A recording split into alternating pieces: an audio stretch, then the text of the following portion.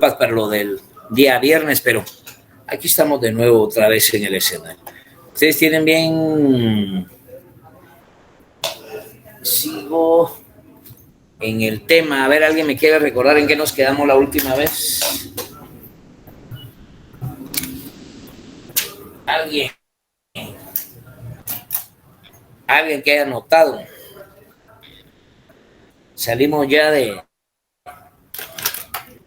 origen del Estado y el derecho, compañeros. ¿O todavía dónde andamos? ¿Qué habíamos hablado? Licenciado, buena tarde. Nos quedamos por los tipos históricos del Estado y del derecho. Explotadores y no explotadores. Ok. Hablamos de la base y supraestructura y definimos el origen del Estado y el derecho, ¿cierto? Sí, licenciado. Ok. Vamos, pero ¿qué es lo que ando buscando al final?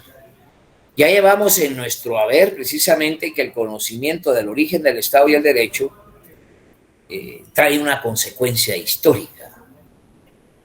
Hay razonamientos para ir definiendo que hubo un Estado y un derecho esclavista, un Estado de derecho feudal, un Estado de derecho capitalista.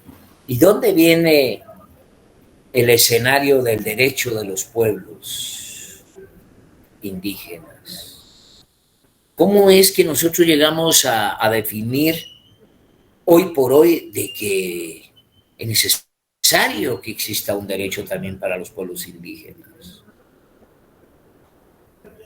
Cuando hablamos de los tipos históricos de Estado y derecho es porque hablamos de los explotadores y no explotadores.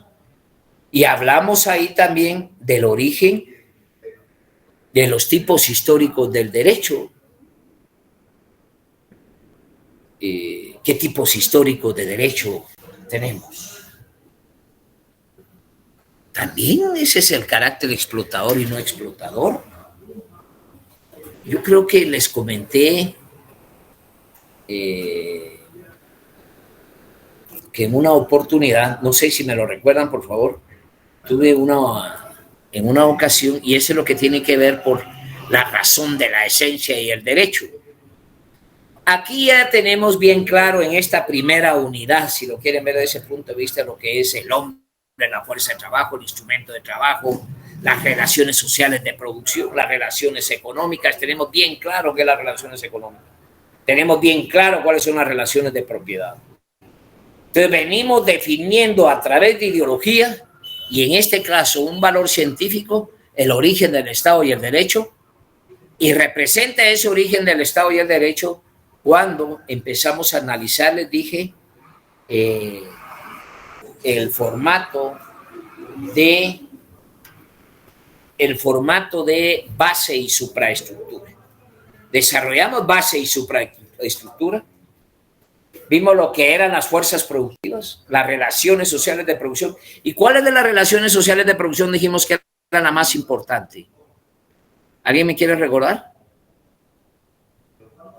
Hablamos de las relaciones económicas.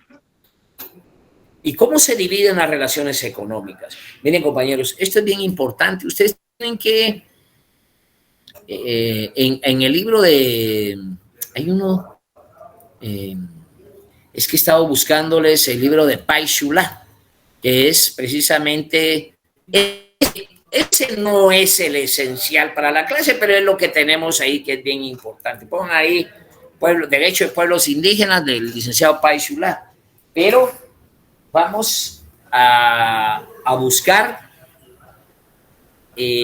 vamos a trabajar sobre algunos otros libros que hoy por hoy nos pueden permitir tal vez tener un acercamiento más a lo que queremos llegar. Lo voy a decir de la siguiente manera.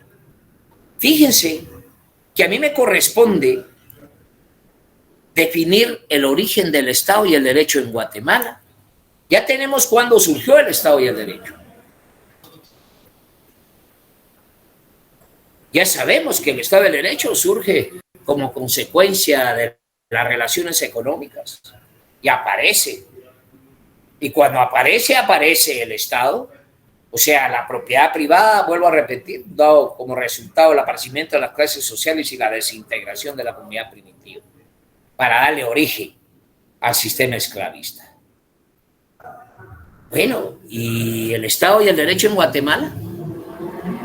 ¿Cuándo empieza? Ya llevamos el esclavista, ya llevamos el feudal, ya llevamos el capitalista, ya llevamos el socialista. Tipos históricos de Estado. Ahora, ¿cómo es que surge el Estado y el derecho en Guatemala? En primer lugar, atendamos cómo es el origen de la cultura guatemalteca, cómo es que se origina la cultura guatemalteca. ¿Me están comprendiendo, compañeros, el origen del Estado y el derecho en Guatemala? ¿Entienden esta parte a donde vamos a entrar?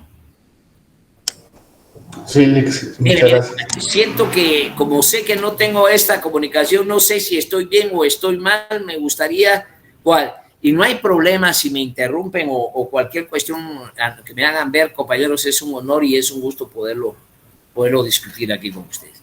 Pero, ¿cómo es que nosotros vamos a definir el origen del Estado y el derecho en Guatemala? ¿Cuándo es que surge este escenario del derecho? Dice que cuando se habla de las formas de derecho, hay formas de Estado que son los monárquicos y los republicanos. Formas. Y ya estamos hablando de gobiernos.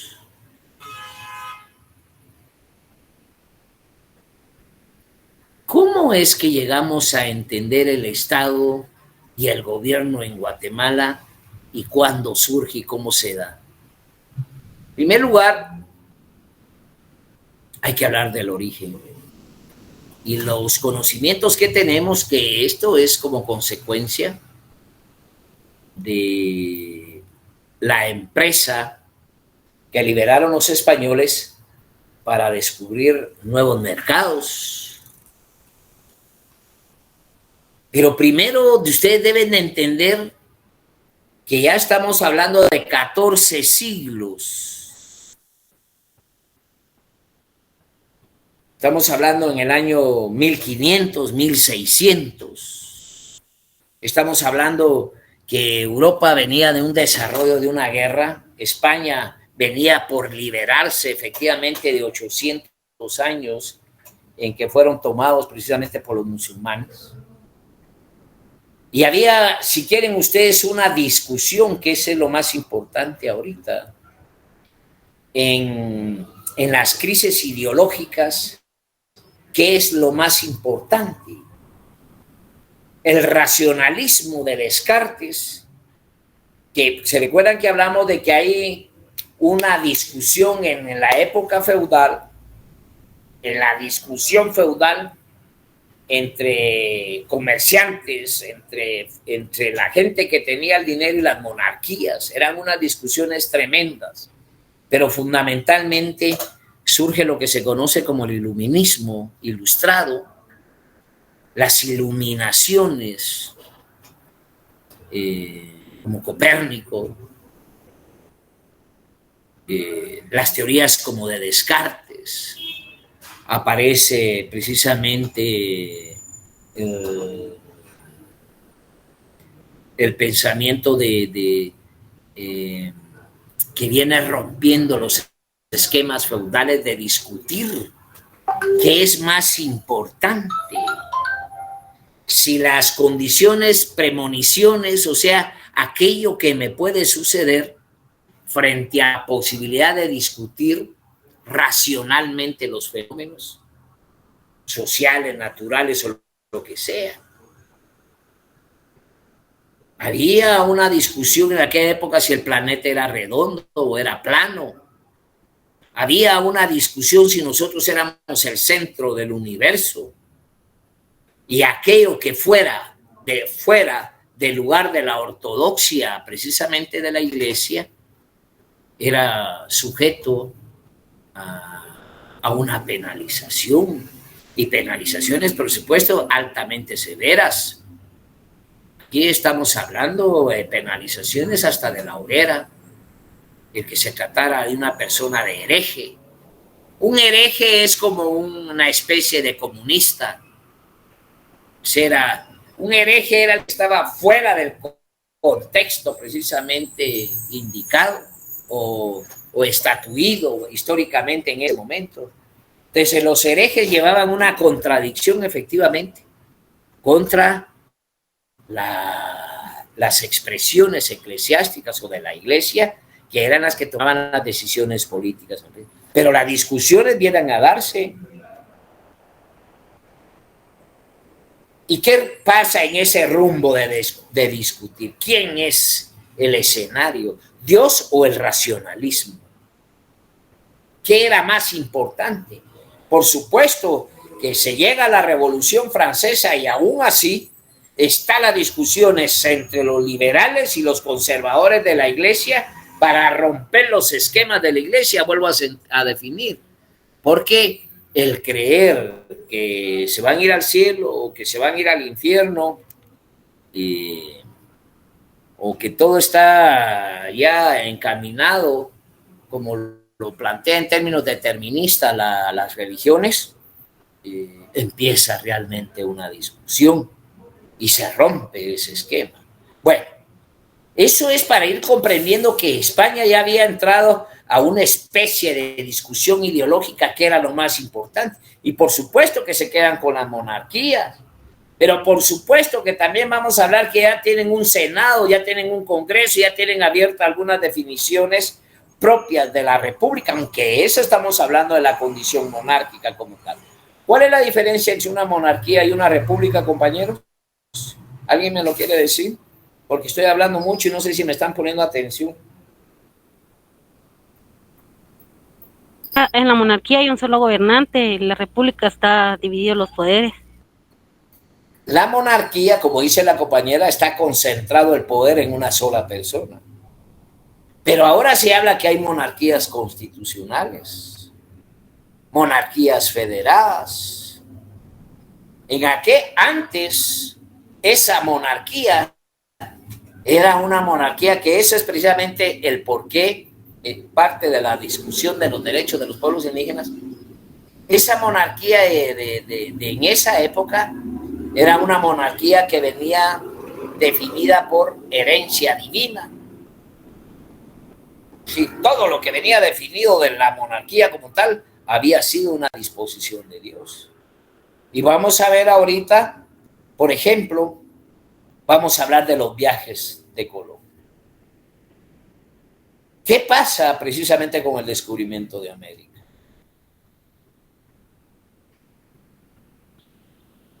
El llegar, por ejemplo,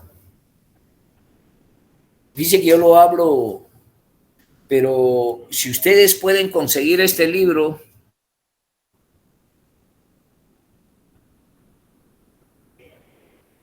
¿lo tienen?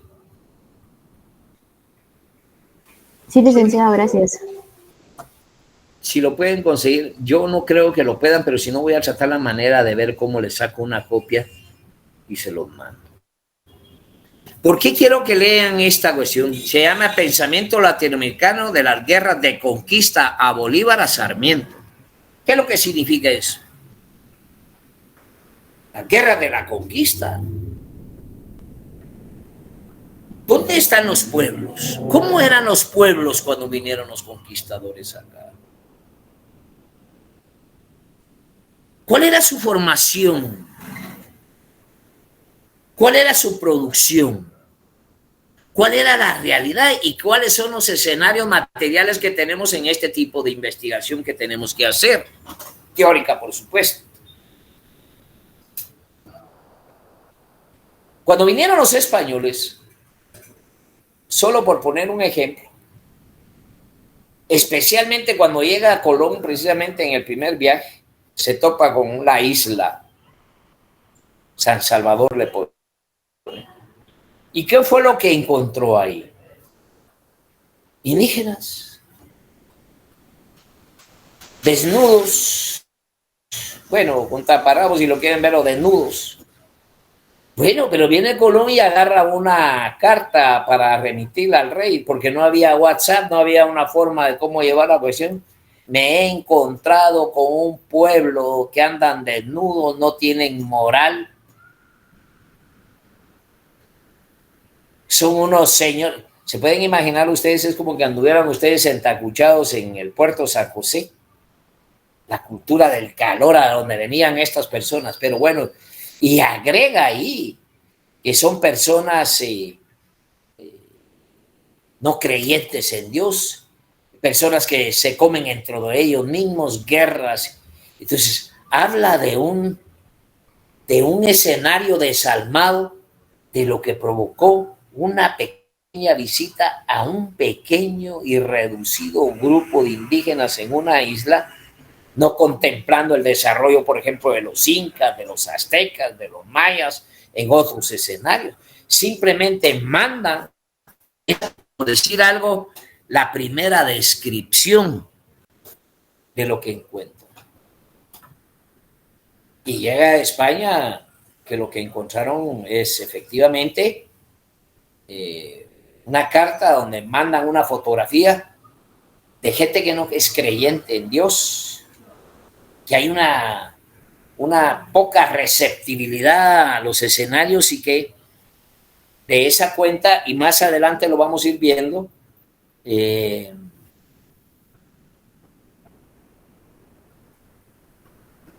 empieza a discutir, por ejemplo, el tema de una guerra. ¿Cómo es que yo planteo una guerra y la guerra es legítima y la guerra me la mandó Dios a hacerla? O sea, hay guerras que son permitidas y guerras que no son permitidas. Pueden ustedes imaginarse eso. Pero esa es una discusión de derecho internacional. Una guerra permitida es porque existe una grave ofensa a una nación y se valora una excepcional forma de ver eso por esa grave ofensa a una nación que puede permitirle unos escenarios para legitimar una guerra. Pero una legitimación de una guerra no es también una permisibilidad natural, porque aquí tenemos que hablar del derecho natural, una permisibilidad natural de apoderarse de los bienes de la nación conquistada, apropiarse. Tampoco tiene en ese valor del derecho natural. Se justifica entonces un escenario y entramos que esa primera carta, vuelvo a decir, quiero insistir en la primera carta, porque conforme los años y se vienen los otros viajes y la conquista, los conquistadores tenían una justificación para hacer la guerra y apropiarse de los bienes de lo que encontraron. ¿Cuál era la justificación? Como derecho natural, o como más bien dicho, bajo esa vinculación de la iglesia, se discute si precisamente si los indígenas que encuentran manejaban sacrificios humanos, y eso lo miraban deplorable. O sea, los sacrificios humanos, lo que se daba en América, se lo miraban profundamente deplorable. Nunca vieron en sus entrañas lo deplorable de las guerras y de las condenas de la propia Inquisición. Para ellos nunca pudieron ver eso, pero ya miraban lo deplorable, lo poco, entre comillas, humano, lo que practicaban los indígenas en estos lugares, y que por lo mismo la iglesia les da una permisibilidad por derecho a que la gente en que encontraron acá, fíjense lo que dice las redacciones,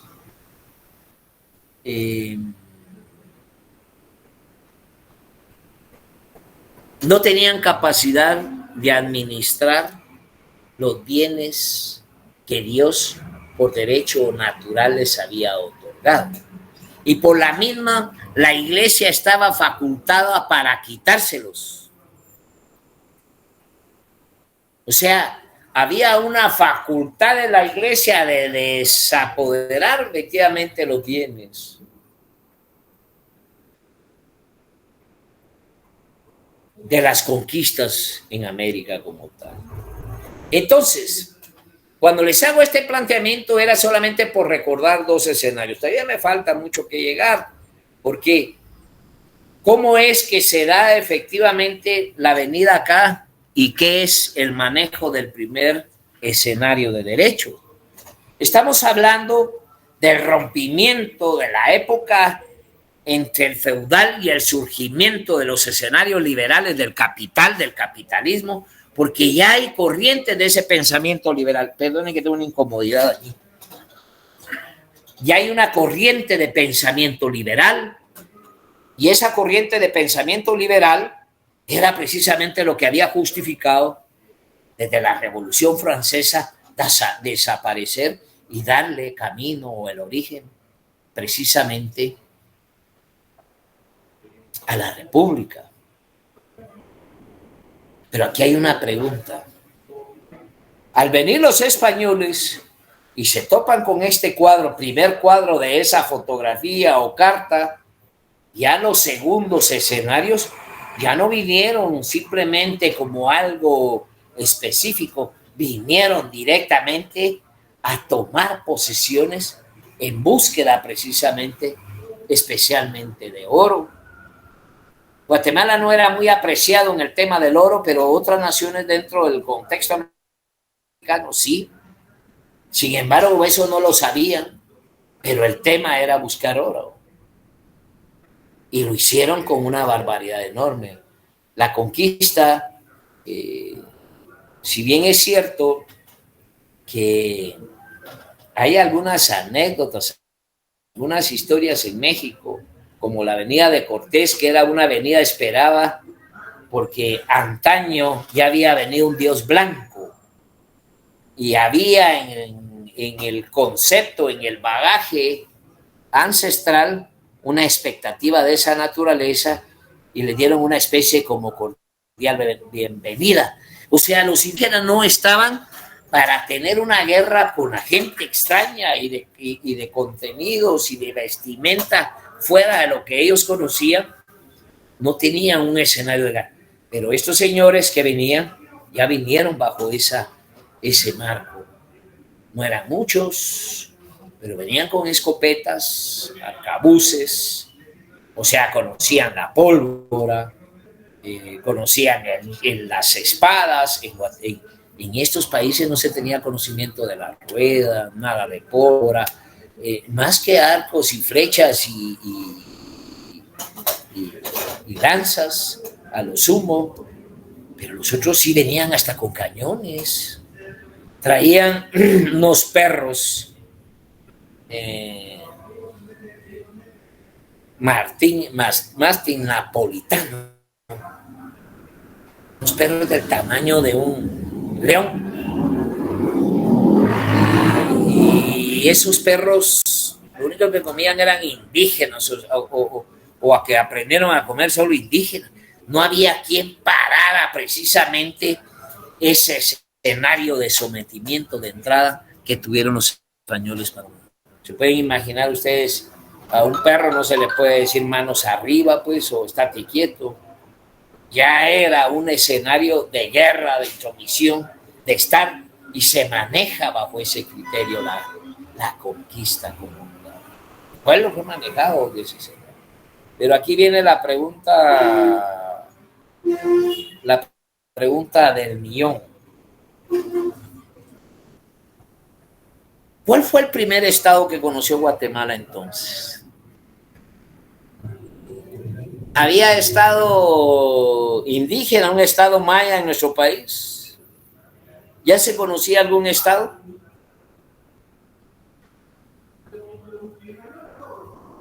¿Qué organización encontraron? Aquí se habla que encontraron organizaciones que se conocen como ciudades-estados, o primeramente ese era el primer escenario antes de que vinieran los españoles. Se habla que de la estructura piramidal de organización maya, por ejemplo, no se habla de clases sociales. ¿Por qué no se hablan de clases sociales, compañeros? ¿Qué es lo que le da origen a las clases sociales? Lo privado. La propiedad privada. Entonces se supone que acá no encontraron clases sociales. ¿Por qué? ¿Por qué no encontraron No clases había sociales? propiedad privada. ¿No había esclavismo? No había propiedad privada, y al no haber propiedad privada no hay esclavitud, menos clases sociales, menos Estado y derecho. Menos Estado y derecho. Había una organización administrativa, por supuesto, pero manejado por lo que se conoce como castas, no clases, castas. Y esas castas tienen que ver con el linaje, tienen que ver con linajes. Y ahí van a encontrar 4 elementos, y el Popol Vuh reacciona inclusive hasta la modalidad de cómo fue concebido todo el escenario de la vida en el planeta. El Popol Vuh plantea también que los escenarios vienen formados de lodo, después de piedra y después de maíz. Y hubo luchas enormes hasta concebir a los 4 abuelos en sus luchas espirituales, y por último se escenifica precisamente ello. Se habla de los aquíes, casas grandes. A ver si aquí Jotem,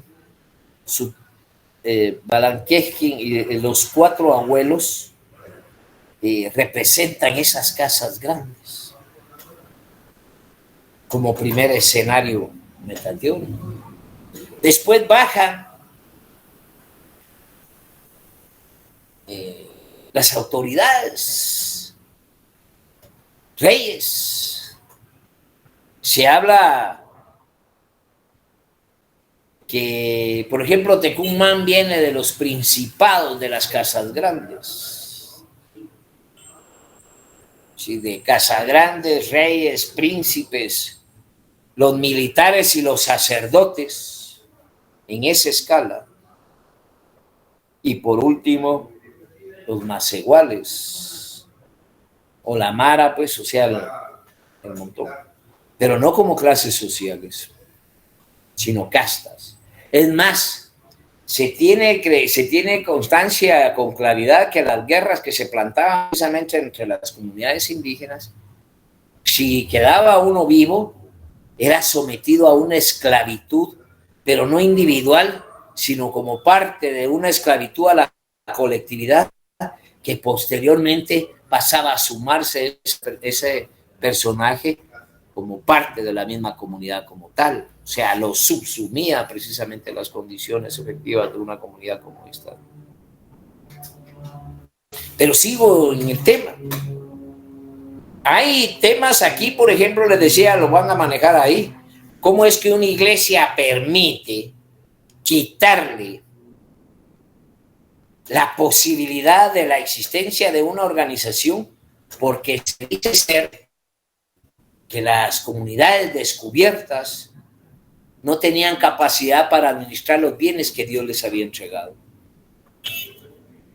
No tenían capacidad de administrar, y que su razonamiento de la no creencia, y aquí es donde entran las casas, pero aquí vamos a hablar de las casas, porque de las casas no es tanto por el concepto de liberar pueblos o de la liberación efectivamente de esas comunidades, sino el ataque que le tenía precisamente al Papa por crear bulas o crear esas leyes de la Iglesia que denotaban que rompían el derecho natural humanitario, que si bien es cierto, las las comunidades recién descubiertas o reencontradas o por conquistar en América no tenían ni la menor y la remota idea del conocimiento del Dios que ellos traían, pero que efectivamente estaban también bajo la premisa de ser parte de la comunidad de Dios. ¿Y por qué no recibir ese escenario, sino que de una vez se les rompía el esquema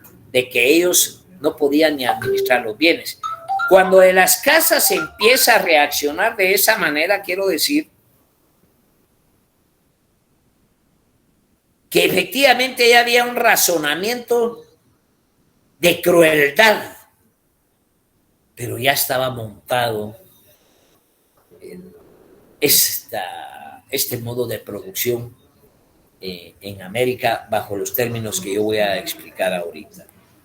En primer lugar, quiero que comprendan que la capacidad de comprender que los mayas eran comunidades organizadas bajo esa estructura de castas, no manejaban el derecho, sino que también la costumbre simple, porque no había propiedad privada. Sin embargo, eran conocedores de escenarios tan importantes como la matemática, la astronomía, tenían definidas condiciones del Tratado de la Tierra, la forma de concebir su producción, el trabajo con el que realizaban, porque está probado que eran grandes y excelsas y profundas comunidades que se encontraban desarrollos. Claro que cuando vinieron los españoles se habla que ya habían sucumbido. Ahorita hay muchos escenarios que fue lo que pasó, el por qué se dejaron abandonadas precisamente las ciudades.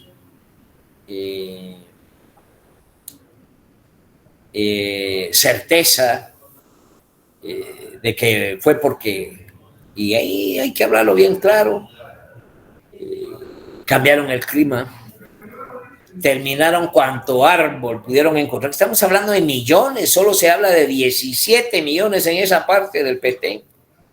Comunidades intensas, grandes. ¿Pero qué pasó?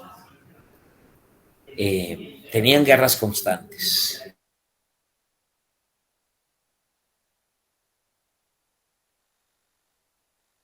Con los mexicas.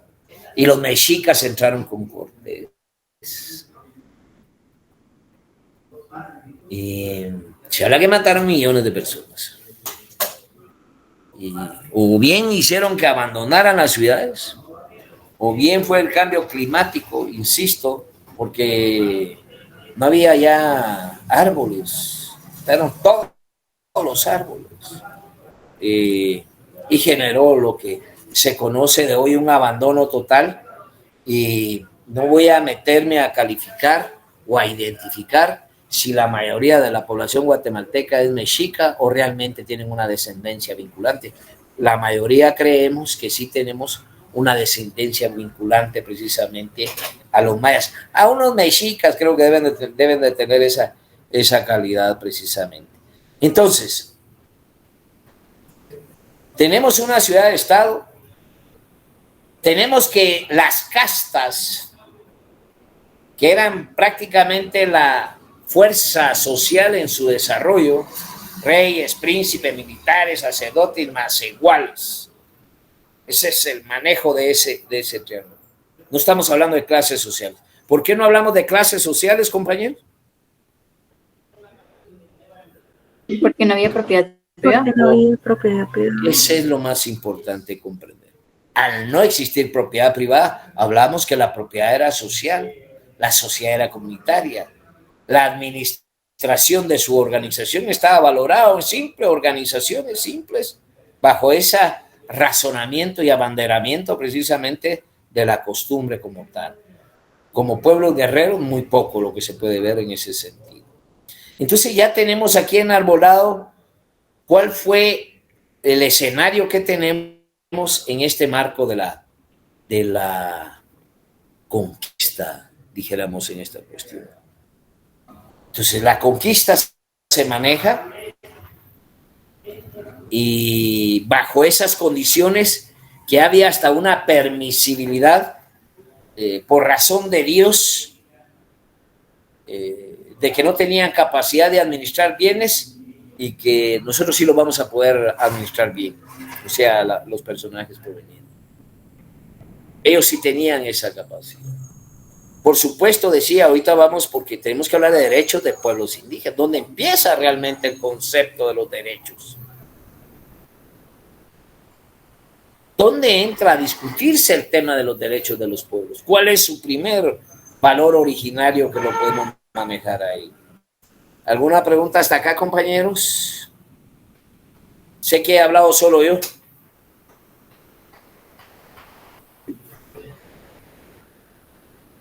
Sí, licenciado, solo referente al libro. Es que fíjese que encontré uno, pero no sé si es el mismo o tiene pues el mismo contenido, no les sabría decir. Lo mandé al grupo de Telegram.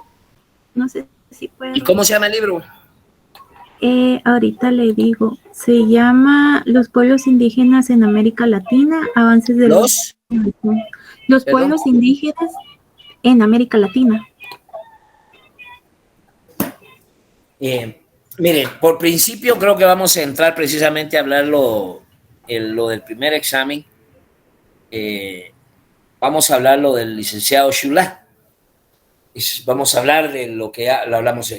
Lo que está diciéndome es correcto, pero no es necesariamente ahora. Es correcto ese libro, pero me interesa ahorita. Ya tenemos bien claro cómo es que tenemos las condiciones de los pueblos indígenas, pero me interesa fundamentalmente William, ¿cuál es cómo, William? Sí, William, ¿cuál es la duda?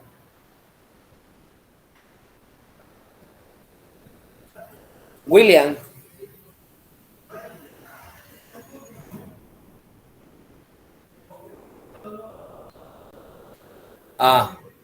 Bueno, mira, William. Volvemos otra vez. Ya dijimos, ya hablamos de la comunidad primitiva, hablamos del esclavismo, hablamos del feudalismo, hemos hablado del capitalismo, hemos llegado hasta el socialismo. Perfecto. Ya sabemos que el derecho surgió como consecuencia de que surge la propiedad privada. Ya sabemos que estudió un derecho y un Estado esclavista, un Estado y un derecho feudal. Cuando se plantea la conquista, el primer viaje, ya estamos hablando que empieza a discutirse y a tronar quién tiene la razón, la iglesia o la razón. Empieza pleitos entre la derecha y la izquierda, pues, entre los racionales y los papas. ¿Cómo es posible que el papa nos venga a amenazar de que nos vamos a ir al infierno, que me lo pruebe? O sea, los racionalistas van a ese escenario puntual de una discusión que ya basta de premonición. Estamos hablando de 16 siglos de oscurantismo. Y estamos hablando que los propios curas, como el de las casas, como hablar de Spinoza, o el Banush Spinoza, empieza a discutirse sobre cuál es la esencia de Dios y se empieza a definir lo que es el derecho natural para explicarle allá al compañero. Entonces resulta que en el primer viaje que hace Colón, lo que encuentra es una comunidad de indígenas, pues, con penachos, y fueron bien recibidos. Bien recibidos, aquí estábamos, bienvenidos, qué sé yo. Pero manda una nota, manda una carta, y la carta esa condena a todos los indígenas de América. Condena. Porque con esa carta, con una fotografía. A ver, Daniel. A ver, ayúdame, Daniel. Licenciado, buena tarde. Sí, Por lo Daniel. menos en el, yo no le llamaría conquista, ¿va? Yo le llamaría invasión extranjera, ¿va? En ese sentido. Fíjese, Lick, por lo menos yo creo que mi forma de pensar, todo vino, por lo menos el sometimiento, ¿va? De los indígenas fue impuesto por la religión. Porque si los nativos, sean nosotros, no nos sometíamos a ahí sí que a sus normas, a sus leyes, que ellos ya estaban bastante avanzados en esa época. Entre comillas. Sí, pues, ya estaban un poco avanzados en esa época, pues, nosotros solo con flechas y lanzas, ellos ya manejaban la pólvora, ¿no?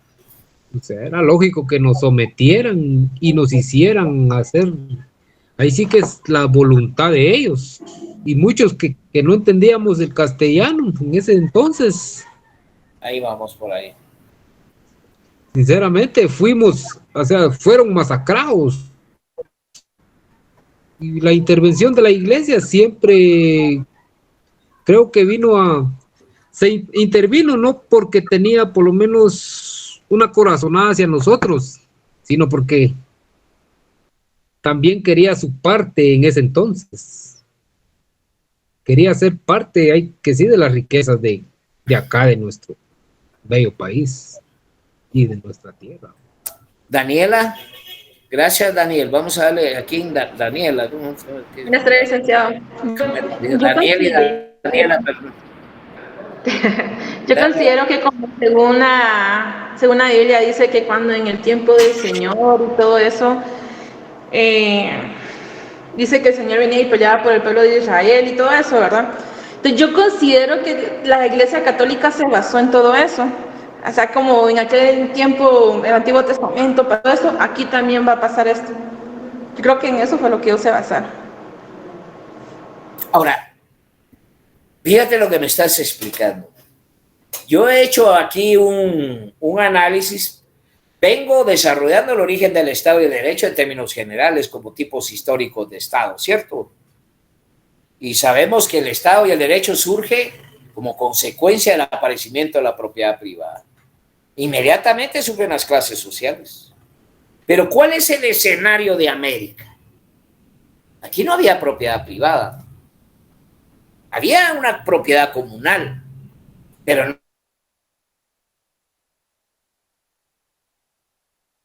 no era un razonamiento de otras personas. O sea, la esclavitud como tal no tenía una existencia. Ahora, cuando me hice la compañera en el año 1400, yo pudiera jurarle, ¿quién sabía leer y escribir en Europa en el año 1400? 1300. ¿Los egipcios?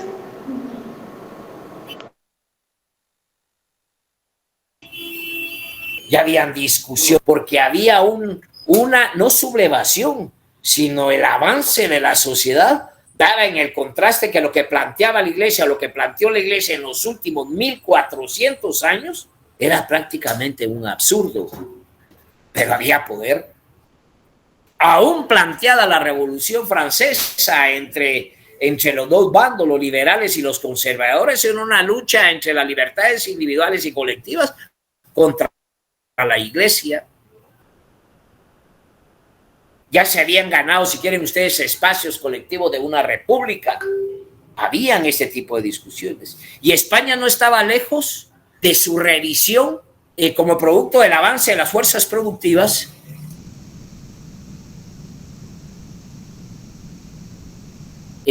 Rompe el pensamiento de la colectividad, así como se dejó por un lado la esclavitud, empieza a dejarse por un lado el feudalismo, pero esas son discusiones que se manejan a lo largo de muchos tiempos. Pero aquí viene tal vez la parte más importante de lo que decían ustedes.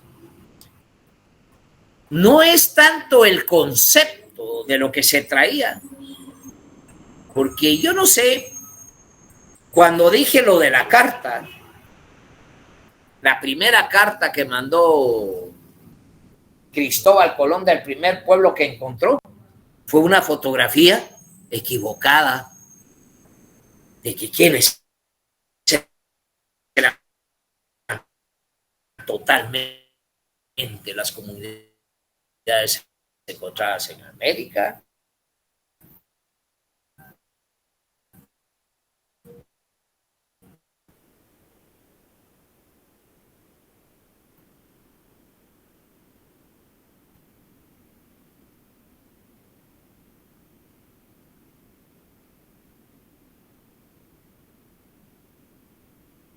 Equivocadas.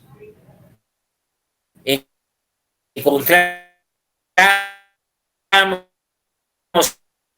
a personajes del nudo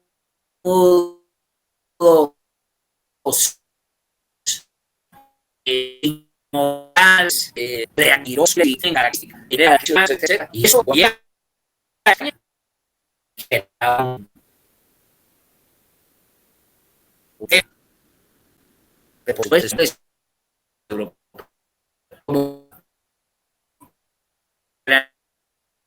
Licenciado, buenas noches, pero no se le entiende nada, su señal está fallando.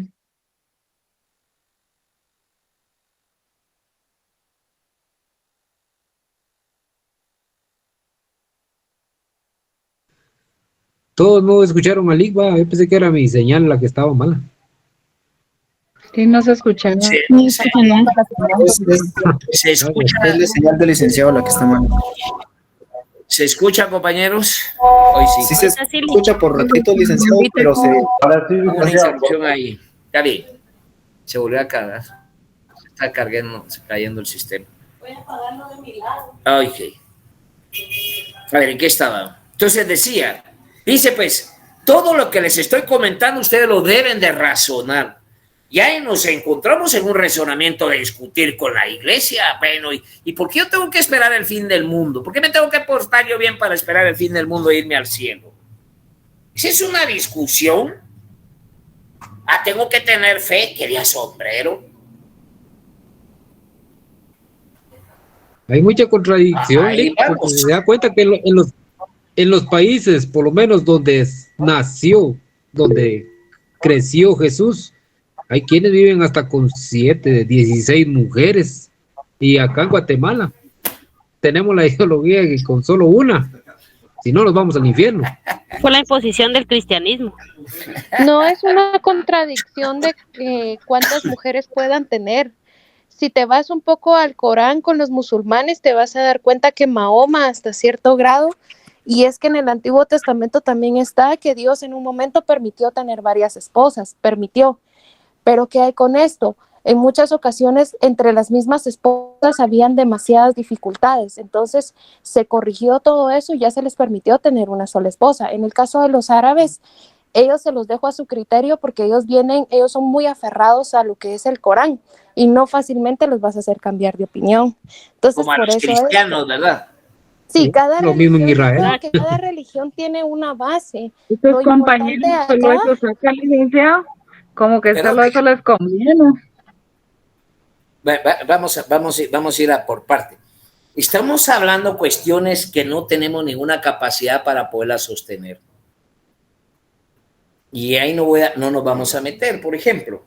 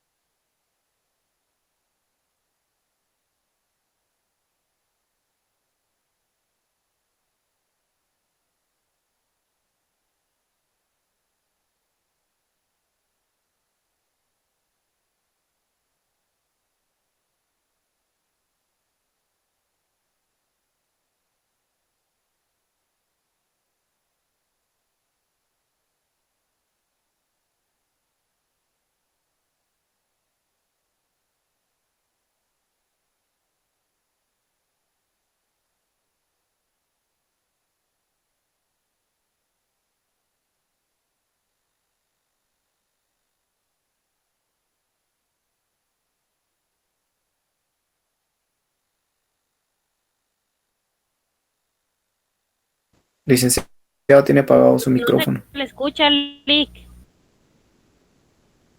Ahora sí, ya estamos ahí, compañeros. ¿Se escucha? Bueno. Bueno, vamos a ir como aclarando las cuestiones, miren. Y no le vamos a rehuir a la discusión, ni ustedes ni yo. Miren, en primer lugar, hemos definido cuándo surgió Dios. Hemos venido definiendo que las condiciones materiales y el desarrollo de la sociedad tienen que ser por razones de orden material. Si ustedes quieren creer todavía ese escenario cristiano, musulmán o teológico de cualquier lado, ese es un problema de ustedes, pero que no puede ser sujeto ni sometido a menos que quieran a una discusión científica que seguramente no van a aguantar. Aquí hay un escenario importante.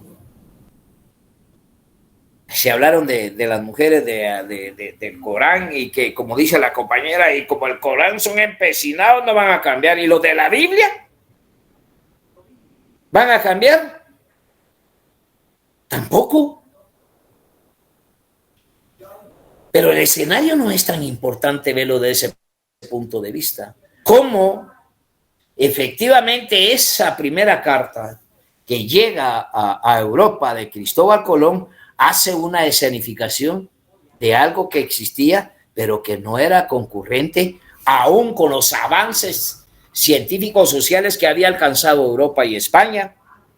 ¿En qué sentido habían alcanzado eso? Porque ya eran las corrientes del pensamiento, del liberalismo, ya existía, por ejemplo, corrientes específicas de discusión como lo definía Descartes, el razonamiento, las teorías racionales.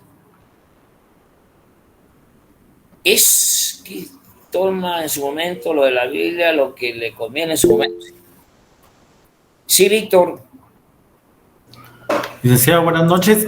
Solo para indicarle también que cuando Cristóbal Colón vino a América, o sea, no traía de tripulación a la alta alcurnia o gente muy educada. Acordémonos que también que traía a la peor gente, ¿verdad? Que España nos había enviado como para deshacerse de ellos, ¿verdad? Entonces, acuérdense que cuando vinieron a América, imagínense, descubren nueva tierra, o sea, recordémonos que la gente también eran ladrones, eran asesinos en serie, ¿verdad? Que España nos había tirado para América, o sea, imagínense qué tipo de pensamiento podríamos tener nosotros de ese tipo de gente al ver nueva gente, nuevas culturas, tierra, riqueza, ¿verdad? O sea, y eso también tenemos que ver nosotros, o sea, era la peor cosa, la escoria, por decirle, la de España, que nos había mandado a América, ¿verdad? O sea, no podríamos haber sacado ninguno o nada bueno, ¿verdad? Porque no era gente estudiada, con valores, con principios, sino que España nos mandó la peor gente a América, ¿verdad? Gracias, licenciado. Gracias a ti, Víctor, por tu participación. Mira, Víctor, vamos un poquito más adelante. Ahorita es correcto lo que tú dices, pero me encantaría primero tener la visión global de Europa. ¿Cómo era Europa? No sus ciudadanos como tal, o bien sus ciudadanos, pero en su conjunto como tal.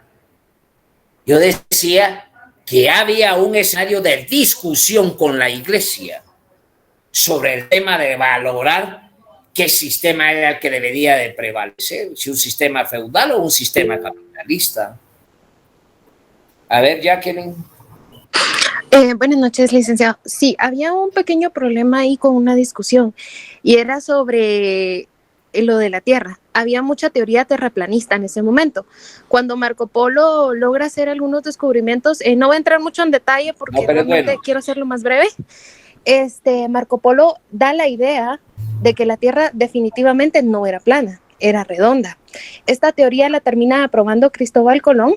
De alguna u otra forma, esto llega a España, a los oídos de Isabel y Fernando, entonces se le da la oportunidad, pero había una discusión con la Iglesia. Recordemos que hacía tiempo atrás Galileo Galilei, por medio del telescopio, habría descubierto que la Tierra no era el centro como tal, sino que todos los planetas orbitaban alrededor del Sol. Para la Iglesia todo esto era un boom. Había teorías que ellos decían, no, ¿por qué? Pero si nosotros dijimos que era así, ¿por qué ustedes nos llevan la contraria? Entonces todo eso estaba generando una especie de tirantez, por decirlo así. Es correcto, Yagin. Esa definición que se está planteando es correcta. Es decir, yo vuelvo a retomar otra vez, ya tenemos una claridad hasta ese momento que ya habían avances sociales, científicos, en el planeta, en la comunidad orbital, pero se topan por ese razonamiento, vuelvo a insistir, de la búsqueda de tener acceso a una economía más abierta, nuevas rutas, y se descubre precisamente algo que no era para ellos simplemente un continente. Nunca se imaginaron que esto fuera un continente. Pero vuelvo a insistir, es como que miren, ¿saben cómo es la situación? Como aquel Photoshop que uno se toma y se quita las arrugas, el bigote y se pinta y se queda uno bien nítido. Y eso es lo que mandamos a publicitar. Ya cuando nos miramos en persona nos desmoralizamos del que tenemos enfrente, ¿o no es así? O sea, ese es el primero. Entonces, esa primera carta era una especie como de dar un informe de lo que se habían topado los españoles. Con taparrabos, abusivos, esto y esto y esto y esto. Pero realmente unas barbaridades enormes de cómo conceptualizar precisamente al indígena, que no se bañaban, que eran promiscuos, o sea, no tenían reglas, independientemente que ese primer escenario no vinieron hasta profundamente armados, no significa que no venían con la conducta de un templario, porque ustedes ven, por ejemplo, esas carabelas que tienen pintada esa cruz roja, son de los templarios. ¿Y quiénes eran los templarios? Eran soldados, eran asesinos. De la iglesia. Claro. Eran precisamente marcados por lo que era la justicia de la Inquisición y los inquisidores. ¿Sí? La búsqueda de responsables frente a Dios. Entonces se encuentran con un escenario que es bien importante. Hoy mando a la carta. Y a esa carta se queda polulando, y a los años empiezan las discusiones sobre la justificación de una guerra. ¿Ustedes creen que una guerra se pueda justificar?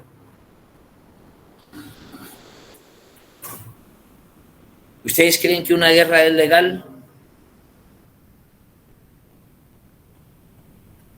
No, solo está encubierta. Es una fachada. Y así ha sido siempre. ¿Por qué? ¿Qué guerra? Pues me tendría que decir qué guerra.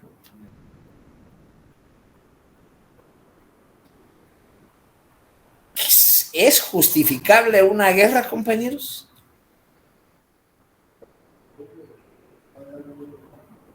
Estoy hablando hoy en valor de derechos humanos. En aquella época no había ninguna justificación, ese valor humano era tomar pueblos, tomar esclavos, tomar esto. Una guerra ya la tenemos. Pero entre comillas, hoy la humanidad ha trascendido.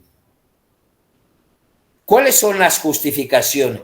Pero ¿será que una guerra se justifica legalmente porque yo me quiero apropiar del oro, porque me quiero apropiar del petróleo, porque me quiero apropiar del gas, o me quiero apropiar del litio o del oro? Sí, ¿se puede imaginar un gobierno que plantea una guerra para quedarse con el oro? Eso lo hacía Inglaterra. Vamos a hablar de la justificación, o lo que se conoce como una acumulación originaria de capital. Porque Europa, ¿por qué son millonarios? ¿Por qué tienen tanto dinero los europeos? ¿Cómo justifican ellos ese montón de dinero que tienen? Supuestamente ellos lo justifican con sus exploraciones de aquel entonces, ¿no? Exploraciones. Que supuestamente así como hacía Cristóbal Colón, ¿va? O el saqueo que hicieron de América. El saqueo que hacían, así como lo llaman. La mejor palabra, saquear. Es que miren, pues, Eso es bien importante, valorar dónde aparece el capital de los europeos. Por ejemplo, los holandeses, aún los ingleses, los franceses, su acumulación originaria de capital era en la venta de esclavos negros. Ya se había desaparecido la esclavitud y empieza de nuevo una persecución de esclavos, la toma de pueblos enteros.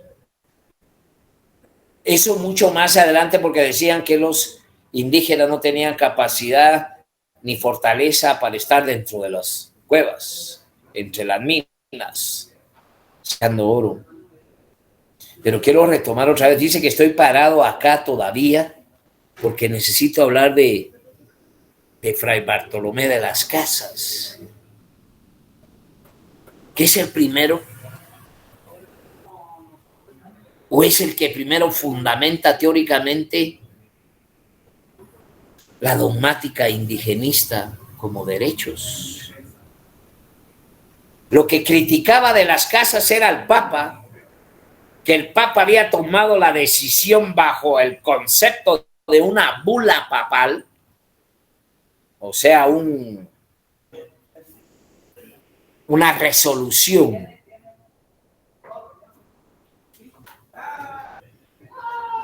de que en base a lo que tenían como argumentos era imposible que los indígenas pudieran administrar los bienes que Dios les había entregado.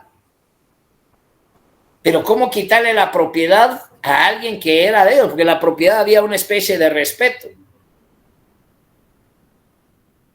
Entonces justificaron la iglesia que los señores mayas o los indígenas no podían administrar los bienes que Dios les había entregado. Y que no tenían ni idea de cuál era el papel que tenían que jugar con Dios, y por tanto lo mismo debían de ser sujetos a endoctrinamiento o a formación hasta lograr precisamente que lograran una aceptación divina. Entonces el tema de las casas era cómo un papa injustificadamente plantea una guerra sin haber sido ellos agredidos. Cómo el Papa plantea un escenario de quedarme con las tierras si los que teníamos acá no habíamos hecho ningún insulto grave a una nación. Entonces eso era lo que reclamaba efectivamente de las casas a las bulas papales, no tanto la cuestión de los el manejo de los indígenas, sino el plantearse frente a la iglesia que las escenas, y vamos a hablar, porque vamos a hablar las primeras leyes de India, ya las vamos a entrar, porque primero estaba como justificando el papel que jugó la iglesia y el Estado español para tener esa justificación de entrar precisamente a apropiarse de las tierras y someter, entre comillas, porque no quiero llamarle esclavitud, porque para ellos eso no era una esclavitud, sino era una encomienda. Era una especie de encomendar a las personas para que fueran objeto de cristianización. Porque aquí yo ahorita me acabo de entrar en una pelea. ¿Quiénes son más y quiénes son los mejores? ¿Los coranistas o los cristianos o los bíblicos? Nadie quiere abandonar sus posturas. Absolutamente nadie.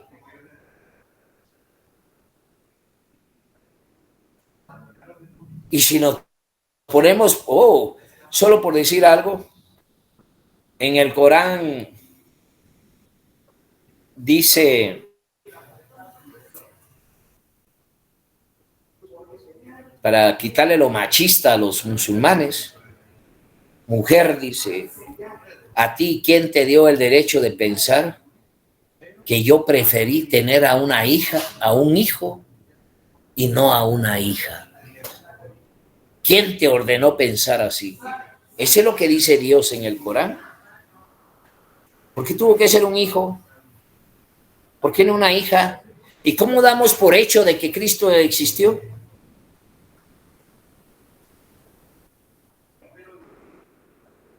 ¿Cómo damos por hecho que se dieron esos acontecimientos? Si el primer libro de la Biblia lo escribieron 75 años después de la muerte de Jesús. Juan, creo. 75. ¿Cuántos? 40 años. ¿Ah? El Evangelio de Marcos. 40, 60 años. Fácil. Juan a los 70. 125 años. ¿Se pueden imaginar? Entonces, ¿qué razonamientos tenemos en esa cuestión de la escritura, del razonamiento bíblico cuando se empieza a escribir? Eso es parte de lo que tienen que investigar. ¿Y sucedió eso? ¿Sucedió lo de Cristo? Ahora ya se entiende, por ejemplo, que la boda de Canaán era más que la boda de Jesús con María Magdalena, pues. Y eso no lo quieren aceptar nadie. ¿Quién lo quiere aceptar? No pueden dejar a Jesús solterón si era bien parecido y tenía un pegue y líder. No lo podían dejar fuera del escenario. Y dice, perdón compañeras y compañeros, me estoy metiendo a hablar esto con toda una amplitud por ustedes, porque lo quiero manejar con mucho respeto. Eso no significa que el que maneja respeta, yo tengo que aceptar lo que hay que discutir primero. Lo que hay que discutir primero.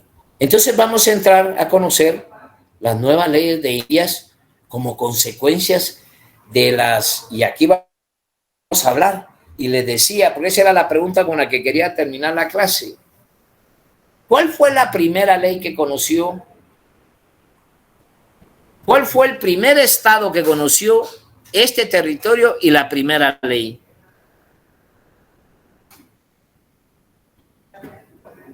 La ley de India. ¿Perdón? ¿Billy? Las leyes de Indias, Lee. ¿Cuáles son?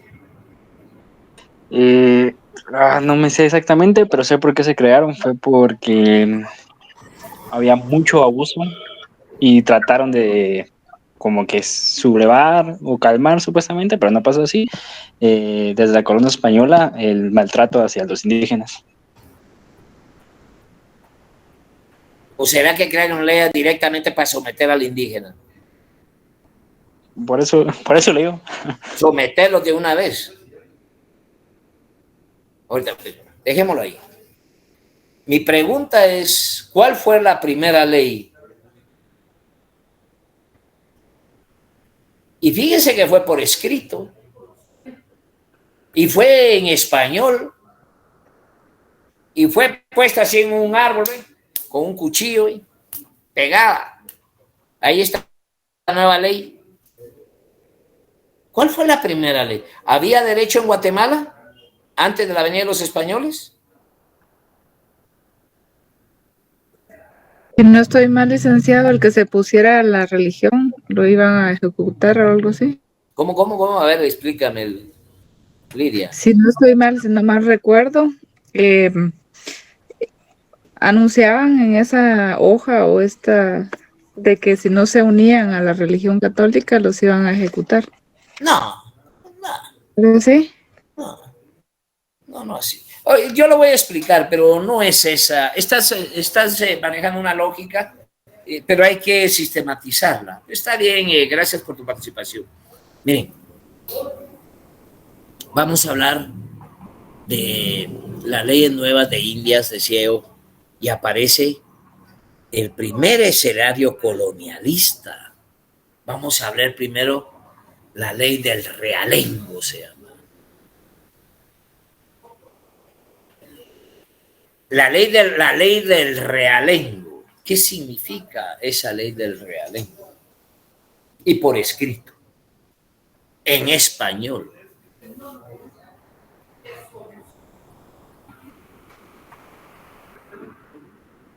Y esa ley del realengo decía que todo, absolutamente todo, iba a pertenecer al rey. Todo.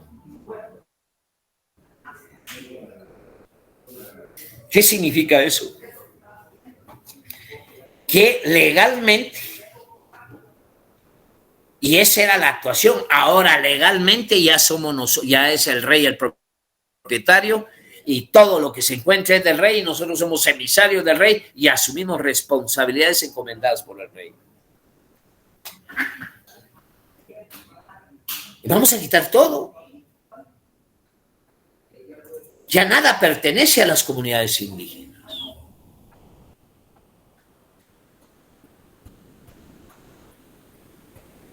Ya nada. Pero no solamente eso, ya estamos hablando del inicio de cómo se vienen manejando los conceptos de la colonización. Yo me recuerdo que yo les dije a ustedes en una oportunidad, a los españoles les tenían prohibido tener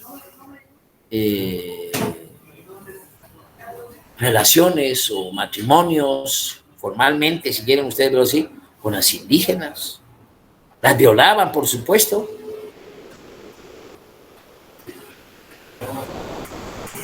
Un ejército de violadores.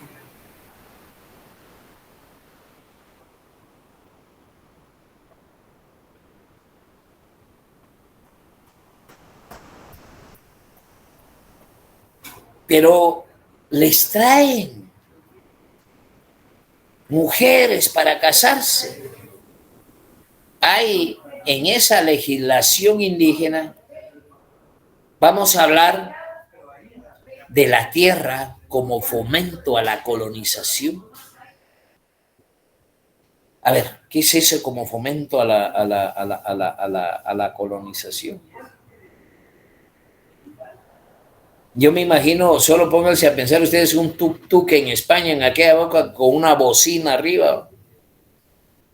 Vénganse a América. Allá les regalamos tierra, les regalamos gente para que trabaje, todo lo van a tener regalado. Vénganse. La tierra como aliciente. Vénganse. Aquí todos se los vamos a... O sea, llamando a la gente a colonizar para regalar tierra. Y no solo la tierra.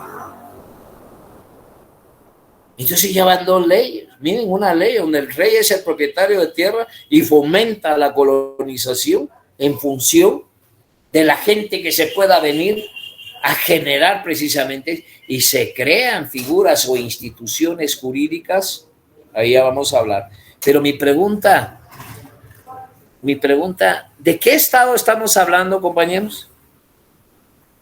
¿Esta discusión de qué estado estamos hablando?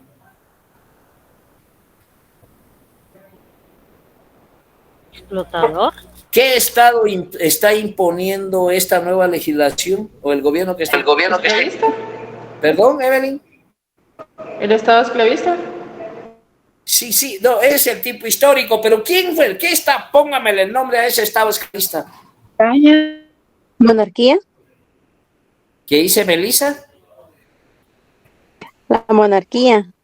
Bueno, pero ¿quién tenía el ejercicio de la monarquía?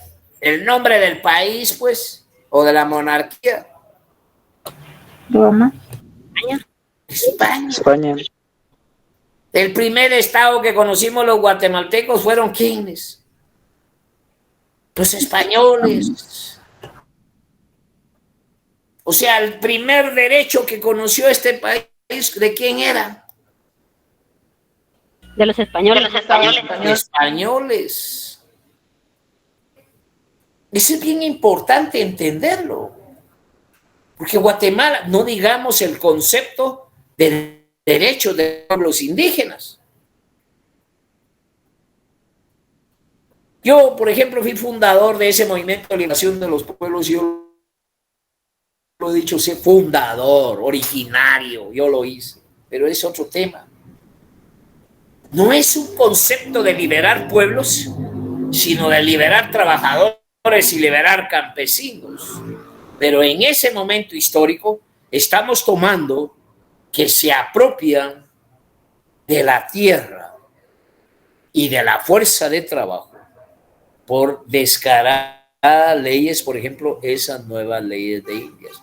No solamente se quedan con la tierra, disponen de la tierra, sino también agotan con traer más gente aprovechando la entrega de la tierra y personas a través de lo que es el fomento, la tierra como aliciente. Que más adelante vamos a ver otras leyes, pero ahorita me quiero quedar ahí porque aquí se crean instituciones jurídicas importantes y tómenla en cuenta.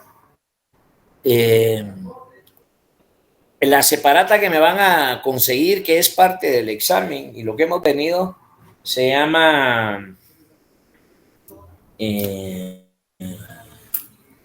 ahí se me olvida el nombre de esta, yo se los voy a mandar ahorita. Es una separata,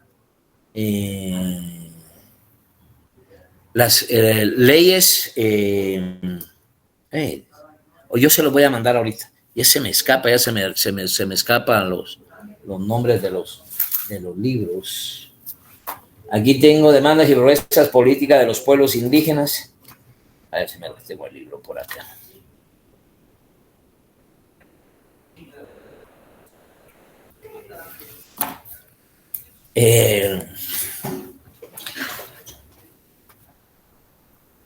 Yo les voy a dar el nombre, se me escapa el nombre, pero las voy a ir comentando. Miren, se crean, dije, instituciones jurídicas como la peonía, la caballería, la encomienda, el repartimiento, las habilitaciones, pero vamos a ir por partes. Esas son leyes nuevas, coloniales.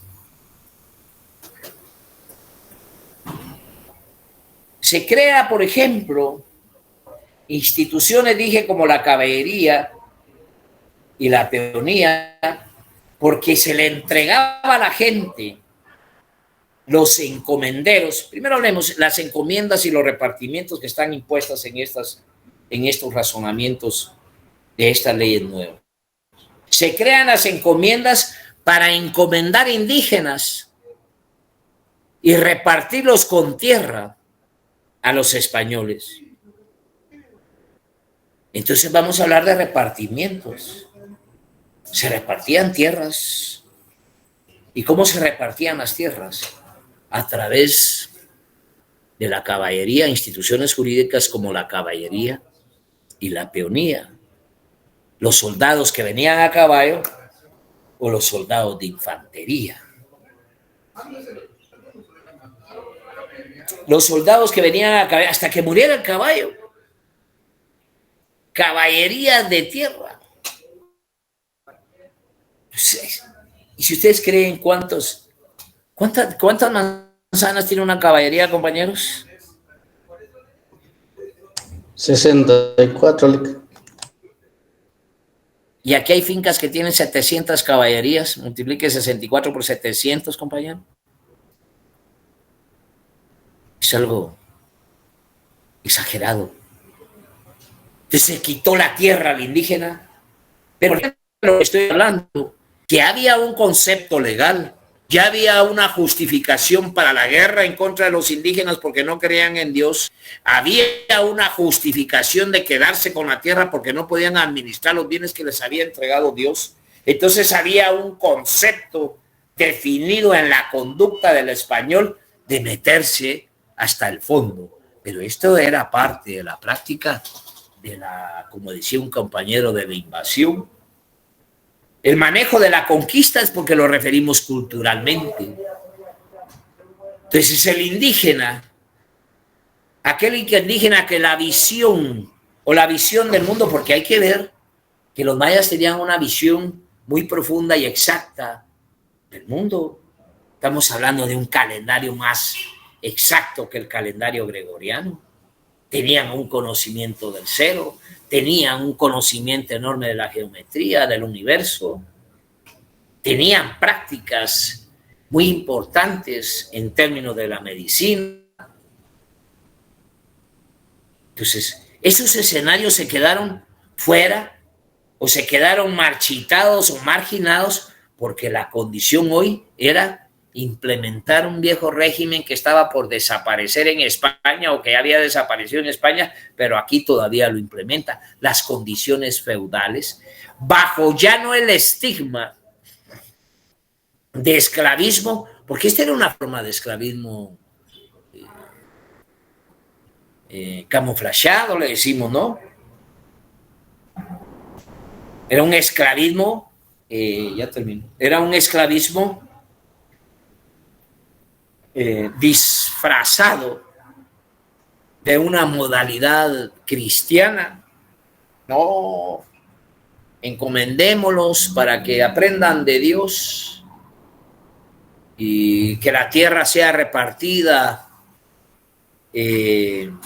a quienes creen en Dios, a los que tienen fe en Dios. O sea, la iglesia conceptualizó formalmente la justificación para invadir y la justificación para quedarse con la tierra. Y Casas, Fray Bartolomé de las Casas, ese era lo que él peleaba, que eso no era derecho natural, sino que era un aprovechamiento de las circunstancias y no por las condiciones en que Dios había sido entregada la tierra a estas personas. Esto, compañeros, hoy solo quise manejar una cuestión altamente teórica, pero el día de mañana ya lo vamos a implementar en función sistemática para que ustedes, y les voy a mandar el tema. No sé si ya consiguieron el libro del licenciado Pachula, compañeros. Gracias. Yo lo conseguí, pero no sé si dice Carlos Rolando País. Chulá, Derechos de Pueblos Indígenas. Sí. Ajá. Ese es el libro. Ya me voy. Ese es el libro. José Daniel. Este es licenciado. Ese es el libro, compañeros. Hágaselos ahí a los compañeros, por favor. Fíjense que todos los libros que tengo por aquí vienen un montón de gente, se lo lleva de la mano. Ahora ya no encuentro ese libro y va de buscarlo, ando por ahí. Si no, va a tener que conseguir uno por otro lado. Compañera, ¿puedes poner otra? Perdona. Lo mandé al grupo. Ay, Bueno, había una última, alguien que quería preguntar algo más por ahí.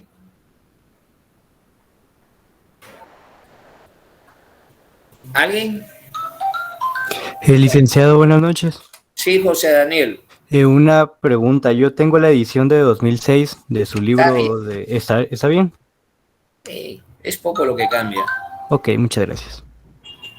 Bueno, de mi parte, buenas noches y muchas gracias, compañeros. Feliz noche.